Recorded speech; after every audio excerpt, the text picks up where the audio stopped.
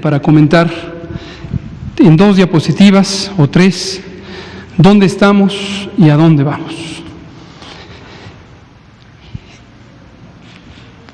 Tenemos un calendario y llevamos ya algunos días, semanas en condiciones diferentes a las que estamos acostumbrados a vivir, y es importante, consideramos que es importante tener una referencia de en qué vamos, qué hemos logrado, qué falta por lograr y cómo lo vamos a seguir trabajando.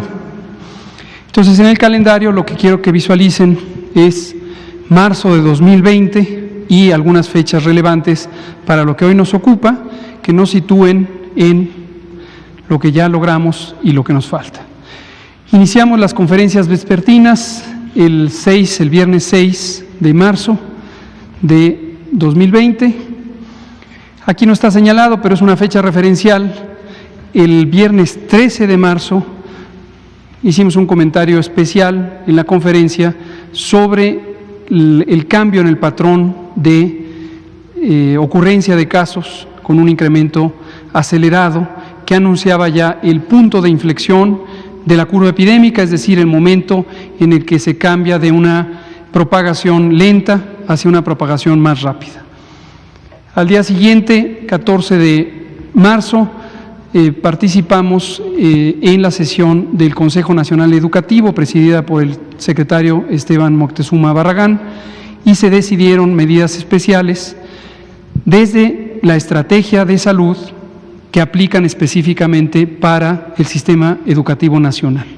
Y ahí se decidió, por parte de la Autoridad Educativa Nacional, que era factible tener una suspensión temporal del calendario escolar, y esto de manera inmediata nos permitiría tener una reducción de 40 millones de personas, un poco más de 40 millones de personas, que saldrían del espacio público para contribuir al distanciamiento social, a la sana distancia. Por cierto que hoy que digo un poco más de 40, hago una aclaración porque en otras ocasiones de manera imprecisa me he referido a 15 millones, pero conversando con el subsecretario Luciano Concheiro, nos dio evidencia de que son más de 40 millones de personas, porque esto incluye no solamente a los educandos y a las y los mentores, sino también a las distintas personas que participan en las economías relacionadas con la escuela. Entonces, 40 millones. Posteriormente, ahí se decidió que el inicio de la Jornada Nacional de Sana Distancia ocurriría el 23, y aquí está precisamente su sana distancia para recordarnos que el 23 de marzo iniciaron las actividades de la Jornada Nacional de Sana Distancia, la suspensión temporal de las escuelas en todos los niveles educativos, todo el país, todos los sectores público, social y privado, la suspensión temporal de actividades laborales no esenciales, también en todo el país, en todos los sectores público, social y privado, así como la restricción de movilidad o de congregación en el espacio público, y arrancó la jornada. Posteriormente, el martes 31, presentamos en el pulso epidemiológico precisamente la formalización del inicio de la fase 2, y con ello recordamos que nos habíamos adelantado a las medidas 15 días si consideramos desde la decisión, y un poco más de una semana desde su entrada en vigor. Y además se reforzaron estas medidas haciéndolas formales en términos de un acuerdo de la Secretaría de Salud, del Secretario de Salud, que fue sancionado por el Consejo de Salubridad General y a su vez por el Presidente de la República como autoridad sanitaria superior. La siguiente, por favor.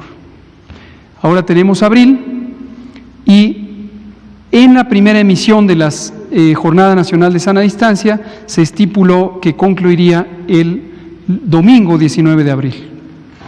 Pero esta medida fue revisada y se amplió al 30 de abril, precisamente cuando se anunció en ese martes 31 que se extenderían las medidas. Por lo tanto, hemos continuado. Hoy es jueves 23 de abril y estamos en este punto. Y recientemente, el lunes próximo pasado, el Consejo de Salubridad General adoptó o resolvió adoptar las medidas propuestas por la Secretaría de Salud que extienden la Jornada Nacional de Sana Distancia hasta el 30 de mayo de 2020. Ahí estamos. Es decir, gruesamente nos faltan todavía 6 semanas, pero ya hemos completado casi 6 semanas.